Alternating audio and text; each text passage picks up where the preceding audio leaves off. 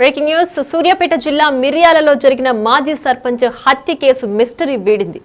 ఈ హత్య కేసులో ప్రధాన నిందితులు అతని కూతురు అల్లుడే అని పోలీసులు నిర్ధారించారు.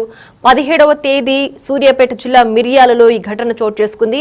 అయితే ఈ నెల 13నే బొడ్రాయి పండుగ రోజే ఈ మర్డర్ కు ప్లాన్ చేశారు నిందితులు. అది విఫలం కావడంతోనే ఈ నెల 17న మళ్లీ పక్కా ప్లాన్ వేసి మాటు వేసి హత్య చేసినట్లుగా కూడా పోలీసులు నిర్ధారించారు. మొత్తం 13 మందిని ఈ కేసుకు సంబంధించి పోలీసులు అదుపులోకి తీసుకున్నారు. అయితే 2 కార్లు, 1 కర్ర, 10 మొబైల్స్ స్వాధీనం చేసుకున్నారు పోలీసులు. నిందితులకు ఫాస్ట్ ట్రాక్ కోర్టు ద్వారా శిక్షలు పడేలా పోలీసులు చర్యలు తీసుకోబోతున్నారు. ఈ ఘటనకు సంబంధించి కన్న కూతురు అల్లుడే పక్క స్కెచ్ వేసి తండ్రిని హతమార్చారు అన్న విషయం ప్రస్తుతం సోషల్ మీడియాలో వైరల్ గా మారింది. మరి దీనికి సంబంధించి పూర్తి డీటెయిల్స్ అందించడానికి మా ప్రతినిధి రమేష్ ఫోన్ లైన్ లో అందుబాటులో ఉన్నారు. రమేష్, చెప్పండి. అయితే ఈ కేసు హత్య కేసుకు సంబంధించి పక్కా ప్లాన్ తోనే కూతురు అల్లుడు హత్య చేశారా? అసలు దేనికి ఇంత దూరం తీసుకొచ్చారు? అసలు ఏంటి వాళ్ళ మధ్య గొడవ? కొంతకాలంగా మామకి అల్లునికి రాజకీయ విభేదాలు కొనసాగుతున్నాయి. పిచ్చి చక్రయ్య కాంగ్రెస్ పార్టీలో గతంలో చాలా సర్పంచ్ గా పోటీ చేయడం జరిగింది. గ్రామంలో పెద్ద మనిషిగా చెల్లమని అవుతూ ఆ మొత్తం కూడా అంతా పంచాయతీలు మొత్తం కూడా అంతా ఒక పెద్ద దిక్కుగా ఉంటూ వస్తున్నారు. అయితే అదే గ్రామానికి చెందినటువంటి అదే గ్రామానికి కూడా కూతుర్ని అదే గ్రామానికి ఇచ్చి పెళ్లి చేయడం జరిగింది. ఎవరైతే అల్లుడు ఉన్నారో అల్లుడు అతను మొదటగా గతంలో టీఆర్ఎస్ పార్టీలో ఉన్నటువంటి వ్యక్తి, ఆ తర్వాత కాంగ్రెస్ పార్టీలో జాయిన్ కావడం జరిగింది. అయితే ఇతను ఎప్పటి నుంచో కాంగ్రెస్ పార్టీలో సీనియర్ లీడర్ గా కొనసాగుతున్నారు. అయితే అల్లుడు ఎప్పుడైనా మామని అడ్డు తొలగిస్తే అంతా కూడా తానే ఒక చెలామణికి వచ్చు, పెద్ద మనిషిగా చెలామణి కావచ్చు అని కూడా ఎప్పటి నుంచో వీరిద్దరి మధ్య కూడా ఆ తగాదాలు కొనసాగుతున్నాయి. ఆ తగాదాలు కొనసాగడానికి మామని అంతమంది కాలని ఒక పథకం ప్రకారమే కూడా మామని చంపాలని చూడడం జరిగింది. ఇందులో కూడా కీలకంగా ఆ కూతురు కూడా ఎవరైతే ఉన్నారో తన భార్య కూడా ఇందులో సహకరించింది. భార్యని, అదేవిధంగా అల్లుడిని, మిగతా కూతుర్ని మొత్తం 13 మందిని కూడా ఆ పోలీసులు అరెస్ట్ చేసి రిమాండ్ కు తరలించడం జరిగింది. కొద్ది క్రితమే సూర్యాపేట ఎస్పీ నరసింహ కూడా నిర్వహించడం జరిగింది. అయితే ఈ నెల 17న ఇది హత్య జరిగింది. అయితే 13వ తారీఖునే వీళ్ళు హత్యకు ప్లాన్ చేయడం జరిగింది. ఊర్లో 13నే బొడ్రాయి పండుగ ఉంది. ఆ బొడ్రాయి పండుగలోనే గ్రామాలంతా కూడా మొత్తం ఒక పండుగ వాతావరణం, అందరూ ఒక దగ్గర ఉంటారు కాబట్టి ఆ రోజే రెక్కి వేసి కూడా చంపాలని కూడా ప్రయత్నించడం జరిగింది. కానీ ఆ రోజు కుదరకపోయేసరికి 17వ తారీఖున 17 సాయంత్రం సమయంలో బావి దగ్గరికి వెళ్ళినప్పుడు మాట వేసి కూడా కర్రలతో అత్యంత దారుణంగా కూడా జరిగింది. గ్రామంలో మొత్తం ఒక టెన్షన్ వాతావరణం కూడా నెలకొంది. ఎందుకంటే ఒక గ్రామ పెద్ద మనిషి ఎప్పటి నుంచో 30 సంవత్సరాలుగా రాజకీయాల్లో వస్తున్నటువంటి పెద్ద మనిషిని ఈ విధంగా దారుణంగా హత్య చేయడంతో కూడా 2-3 రోజుల వరకు పోలీస్ టికెటింగ్ నిర్వహించడం జరిగింది. స్వయంగా ఐజీ సత్యనారాయణ గ్రామానికి వచ్చి సందర్శించడం జరిగింది. మొత్తం కూడా కుటుంబ సభ్యులు ఇందులో పాత్ర ఉన్నట్లు కూడా తెలుస్తుంది. మొత్తం 5 ఆడపిల్లలు ఉన్నారు. అయితే ఈ కేసులో మాజీ సర్పంచ్ కి అలాగే ఆయన అల్లుడికి కేవలం రాజకీయ విభేదాలైనా, ఆస్తి తగాదాలు ఏమైనా ఉన్నాయా? ఇంతకు ముందు వీళ్ళ మధ్య జరిగిన విభేదాల కారణంగా పోలీస్ కేసుల వరకు ఏమైనా వెళ్లారా, లేదంటే కుటుంబంలోనే సర్దుమణిగిపోయాయి? అసలు హత్య చేసే వరకు అసలు ఎందుకు వచ్చింది? ఆస్తి తగాదాల కంటే ఎక్కువగా కూడా మొత్తం కూడా ఎక్కువగా రాజకీయ తగాదాలు అని చెప్పవచ్చు. రాజకీయ తగాదాల్లో కన్నకట్టి వెంకన్న గతంలో బీఆర్ఎస్ పార్టీలో ఉంటూ వస్తున్నారు. కానీ మామ మాత్రం మొదటి నుంచి కాంగ్రెస్ పార్టీలోనే ఉంటూ వస్తున్నారు. ఆ తర్వాత ఈ మధ్య కాలంలో కూడా కాంగ్రెస్ పార్టీలో చేరేటప్పుడు కూడా మామ అడ్డుపడ్డారని కూడా ఆ కక్ష ఉంది. ఎప్పటికైనా కానీ మామ తనకు అడ్డు వస్తున్నారని కేవలం ఇది ఒక రాజకీయ విభేదాలతోటే విధంగా అత్యంత దారుణంగా హత్య చేశారని చెప్పవచ్చు. ఇందులో కూడా కూతురు ఆ ప్లేస్ లో ఉండి కూడా అల్లునికి సహకరించి తన తండ్రినే హత్య చేయించారు. కూతురు అల్లుడు కలిసి కూడా ఈ విధంగా ఈ హత్యలో పాల్గొన్నారంటే ఎంత దారుణమని చెప్పవచ్చు. ఒక 70 ఏళ్ళ ఒక వృద్ధుడు, ఒక పెద్ద మనిషి, ఆ గ్రామంలో కూడా తనకి ఎంతో మంచి నేమ్ ఉంది. శంకరయ్య గౌడ్ అంటే కూడా ప్రతి ఒక్కరు ఎంతో పంచాయతీలు కూడా అన్ని చూస్తారు. అలాంటి వ్యక్తిని కూతురు అల్లుడు కలిసి హత్య చేశారంటే కూడా ఎవరు జీర్ణించుకోలేకపోతున్నారు. ఎందుకంటే చుట్టుపక్కల గ్రామం నూతనకల్ మండలంలో మిర్యాల పెద్ద విలేజ్ అని చెప్పవచ్చు. అతను ఎప్పటి నుంచో కూడా రాజకీయంగా మొత్తం సర్పంచ్ గా గతంలో పర్యాలు కూడా కొనసాగిస్తూ వస్తూ ఉన్నారు. ఎంతో మంది కూడా సాయం చేసినటువంటి వ్యక్తి. అలాంటి ఒక మంచి వ్యక్తిని కూతురు అల్లుడు కలిసి చంపారంటేనే మనం అర్థం చేసుకోవచ్చు. కేవలం భూ వివాదాలు కాదు, ఆస్తి తగాదాలు కాదు, కేవలం రాజకీయంగా ఎదగడానికి మామ రాజకీయంగా ఒక హోదాలో ఉన్నారు. మామను అడ్డు తప్పిస్తే ఇక తానే చెలామణి కావచ్చు అనే ఒక కారణంతో అది మనసులో ఉంచుకొని కేవలం ఇది రాజకీయ హత్యలో కూతురు కూడా పార్టిసిపేట్ కావడం, అల్లుడు ఈ విధంగా హత్య చేయడం అనేది అత్యంత దారుణమైన విషయం అని చెప్పవచ్చు. మొత్తం మనతో ఇంతకు ముందు కూడా మాట్లాడడం జరిగింది. ఆ చక్రయ్య భార్య కానీ అదేవిధంగా మనవరాలు కూడా వ్యక్తితో మాట్లాడినప్పుడు కూడా ఇదే విషయం చెప్పడం జరిగింది. మొత్తం కేవలం ఈ విధంగా రాతయ్యని అత్యంత దారుణంగా హతమార్చి చంపారని కూడా వారి కన్నీరు మున్నీరుగా విలపిస్తున్నటువంటి పరిస్థితి అయితే కనిపిస్తుంది. గ్రామంలో ఇప్పటికి కూడా ఒక భయానక వాతావరణం ఉంది. చక్రయ్యని హత్యతో కూడా ఇప్పటికీ పోలీస్ పికెటింగ్ నిర్వహిస్తున్నారు. ఎట్టకేలకు ఎస్పీ కొద్దిసేపటినే మొత్తం 13 మందిని కూడా అరెస్ట్ చేసి మీడియా ముందు నుంచి కూడా రిమాండ్ కలిగించినటువంటి పరిస్థితి మనం చూస్తున్నాం. Right Ramesh, thanks for the updates. Right, ఇక మాజీ సర్పంచ్ హత్య కేసులో మిస్టరీ వీడింది. అయితే ప్రధానంగా ఈ హత్య కేసుకి సంబంధించి ప్రధాన నిందితులు అల్లుడు కూతురేని పోలీసులు ధృవీకరించారు. అయితే రాజకీయ కక్షల నేపథ్యంలోనే అల్లుడికి అడ్డొస్తున్నాడనే నెపంతో మామని పక్కా ప్లాన్ ప్రకారం హత్య చేసినట్లుగా కూడా తెలుస్తోంది. అయితే ఈ మొత్తం వ్యవహారం కూడా కూతురి సమక్షంలోనే జరిగింది. కూతురు కూడా ఈ మొత్తం ప్లాన్ లో ఇన్వాల్వ్ అయ్యింది అన్న విషయం ప్రస్తుతం గ్రామంలో కొంచెం భయానక వాతావరణాన్ని క్రియేట్ చేస్తోంది.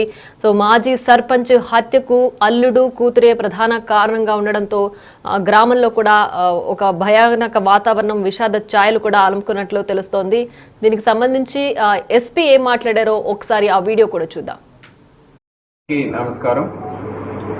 మీ అందరికీ తెలుసు, సూర్యాపేట జిల్లాలో ఈ నెల 17వ తేదీన నూతన్కల్ పోలీస్ స్టేషన్ పరిధిలో మిర్యాల గ్రామంలో సాయంత్రం 4:30 నుంచి 5 గంటల ప్రాంతంలో ఆ విలేజ్ ఎల్డర్గా ఉన్నటువంటి మెంచు చక్రయ్య గౌడ్ అనేటువంటి పెద్ద మనిషిని అదే గ్రామానికి చెందినటువంటి దుండగులు అతి కిరాతకంగా దాడి చేసి పాశవికంగా హత్య చేయడం జరిగింది. దీనికి సంబంధించి సూర్యాపేట జిల్లా పోలీసు యంత్రాంగం చాలా కఠినంగా తీసుకోవడం జరిగింది. దీనికి సంబంధించి మల్టిపుల్ టీమ్స్ని వాళ్ళ ఆపరేషన్ కోసం డిప్యూట్ చేయడం జరిగింది. ఈ సందర్భంగా ఈరోజు మనకు తుంగతుర్తి పరిధిలో మార్నింగ్ అవర్స్ 6:30 ప్రాంతంలో మనం వెహికల్ చెకింగ్ చేస్తూ ఉంటే ఈరోజు ఈ అఫెన్స్లో ఈ మెంచు చక్రయ్య గౌడ్ హత్యలో ప్రత్యక్షంగా పాల్గొన్నటువంటి ఒక వ్యక్తిని, అదేవిధంగా ఇతని హత్యకు కుట్ర పన్నినటువంటి వాళ్ళ కుటుంబ సభ్యులు, సొంత కుటుంబ సభ్యులైనటువంటి అల్లుడు కనకటి వెంకన్న ఆలియాస్ వెంకటేశ్వర్లు, వాళ్ళ భార్య, అదేవిధంగా ఇతర అక్యూజులందరినీ ఒక 13 మంది అక్యూజులని ఈ వెహికల్ చెకింగ్లో పట్టుకోవడం జరిగింది. వీళ్ళని డీటెయిల్గా మనం ఎగ్జామిన్ చేస్తే వాళ్ళందరూ కూడా వాలంటరీగా మెంచు చక్రయ్య గౌడ్ యొక్క హత్యకి పన్నిన కుట్ర విధానం వాళ్ళు తెలియజేయడం జరిగింది. దీన్ని మనం సిస్టమేటిక్గా ఇన్వెస్టిగేషన్లో డెవలప్ చేయడం జరిగింది.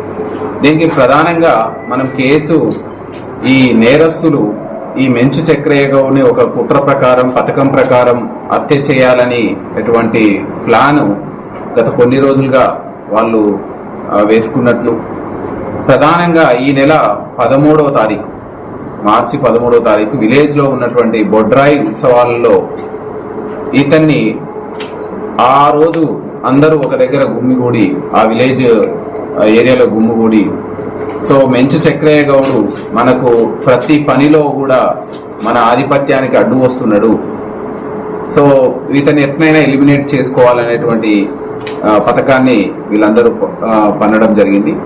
సో ఇందులో చూస్తే మనం వివరాలకు వెళ్తే నూతన్కల్ మండలం మిర్యాల గ్రామానికి చెందినటువంటి మెంచు చక్రయ్య గౌడ్ గత 30-40 సంవత్సరాల నుంచి రాజకీయాల్లో పెద్ద మనిషిగా, విలేజ్ పెద్దగా చలామణి అవుతూ గ్రామ సర్పంచ్గా పనిచేసి, ఆ తర్వాత తన కూతుర్ని కూడా గ్రామ సర్పంచ్ చేసి, తన సొంత అల్లుడు 3వ అల్లుడైనటువంటి కనకటి వెంకటేశ్వర్లు PACSC చైర్మన్ కావడంలో కూడా ఆయన సహాయ సహకారాలు ఉంటూ, సో అందరూ ఒక కుటుంబ సభ్యులుగానే ఉంటూ వస్తున్నారు. 2020 తర్వాత ఈ చక్రయ్య గౌడ్ తన అల్లుడైనటువంటి కనకటి వెంకన్న ఎప్పుడైతే PACSC చైర్మన్ అయినాడో మండల స్థాయిలో తన ఆధిపత్యం చెలాయించడం, అదేవిధంగా చెలాయిస్తున్నప్పటికీ విలేజ్లో మెంచు చక్రయ్య గౌడ్ యొక్క ఆధిపత్యం అనేది కొనసాగుతూ వస్తుంది. సో ఈ మెంచు చక్రయ్య గౌడ్ యొక్క ఆధిపత్యము సహించలేనటువంటి సొంత అల్లుడు, కూతురు వీళ్ళందరూ అతనికి వ్యతిరేకంగా ఒక వర్గంగా ఏర్పడి కొంతమందిని ఏర్పాటు చేసుకొని ఒక గ్రూపుగా ఆధిపత్యం కోసం ఈ విధమైనటువంటి ఒక వాళ్ళ మధ్యలో మనస్పర్ధలు అనేవి కొనసాగుతూ ఉన్నాయి.